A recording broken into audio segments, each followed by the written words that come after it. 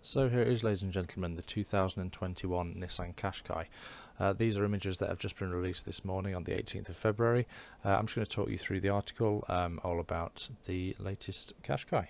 So this is the all-new 2021 Qashqai, the third generation of the best-selling family SUV in the UK. The new model gets a complete ground-up overhaul, which includes new styling, better practicality, upgraded in-car and safety, tech, plus more efficient engines, including the all-new hybrid powertrain. The 2021 Qashqai comes following Nissan's recent announcement that it sold over 1 million crossovers in the UK alone since the first generation Qashqai launched back in 2007. That model set the template for the family cars over the next decade, making SUVs more popular and influencing buyers, tempting them away from the conventional family hatchbacks such as the Ford Focus and the Volkswagen Golf. The front gets an updated interpretation of Nissan's V-Motion grille and is flanked by slim LED headlights, which cut a C-shaped slash into the fascia. The refreshed look is helped by a floating roof effect, made possible by a contrasting paint finish for the top. There are 11 exterior colour options available, 5 of which can be chosen with a contrasting roof for a total of 16 combinations. Wheel sizes range from 17 to 20 inches. That maximum is 1 inch larger than was offered on the second generation Qashqai.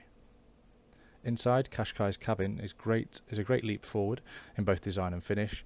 A horizontal dash architecture sees the infotainment screen positioned on top of the dash, with the vents and physical air conditioning controls moved below.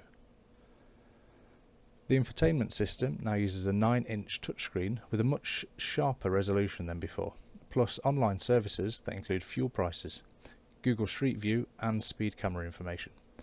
Android Auto and wireless Apple CarPlay are offered too. While the previous Qashqai's traditional analog dials and low-resolution slow infotainment system meant it lagged behind the best in class for tech, the new model is brought right up to date thanks to a new digital instrument cluster. The customizable 12.3-inch screen allows the driver to prioritize driving data, sat-nav, entertainment or vehicle information via controls on the new steering wheel. The new panel is backed up by a 10.8-inch head-up display, the largest of its type in this segment, on the highest trim levels only. There's more connectivity as the Nissan Connect smartphone app allows owners to remotely control the car's locks, lights and horn, plus send destinations to the car's navigation system.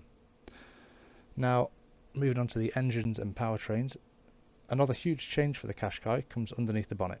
The Japanese brand has dropped diesel engines from the lineup, so the bulk of the range is filled by an evolution of the old car's 1.3 litre DIG-T turbo engine unit, which is petrol. Now with mild hybrid tech. It adds 22 kilograms in weight, but reduces CO2 output by up to 4 grams per kilometre, Nissan claims.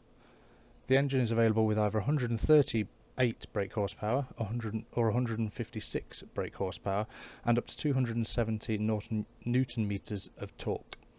Front-wheel drive is standard on base models, whilst four-wheel drive is optional for the most powerful mild hybrid.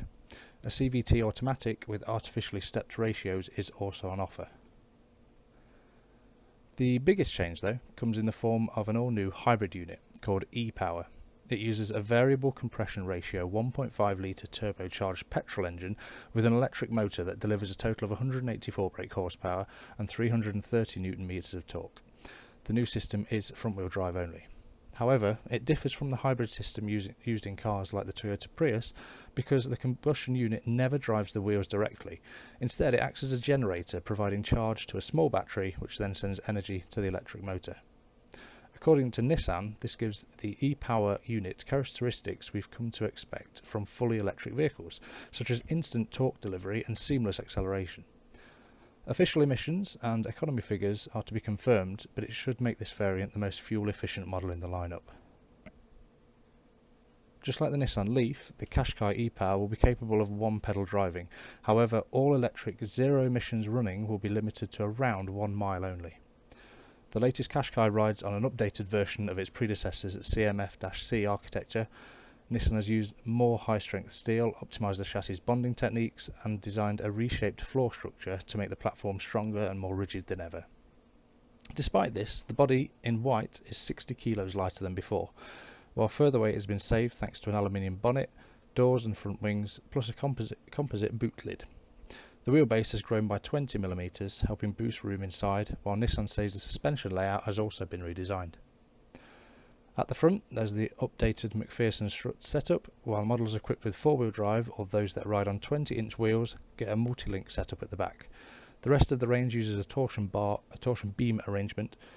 Revisions to the steering setup aim to improve precision and increase feel around the straight ahead.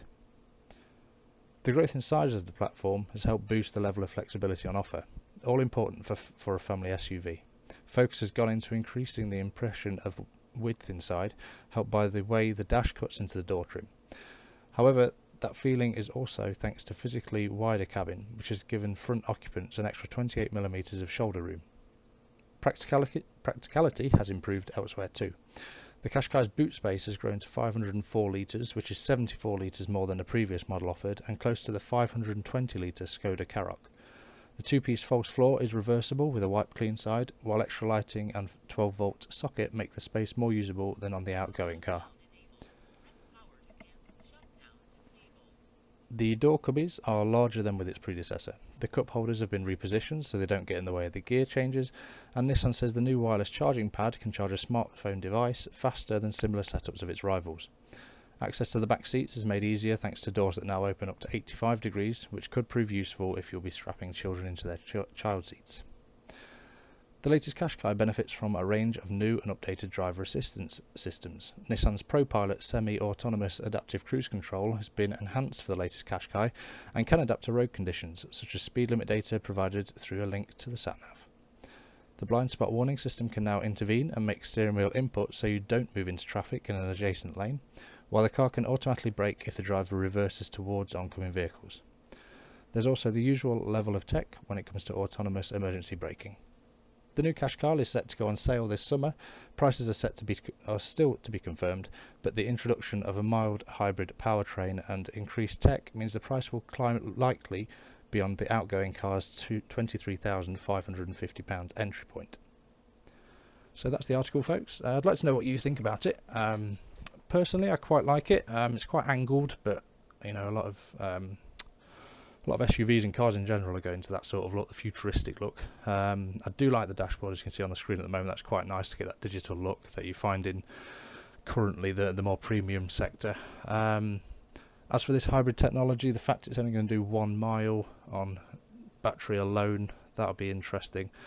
You know, other cars such as the Mitsubishi Outlander can do 25 to 30 miles on battery alone, so it's interesting they've gone for short range, but you know, we'll see how it comes when people get their hands on it to do a proper test drive, and we'll see how it goes. So yeah, as usual guys, thanks ever so much for watching.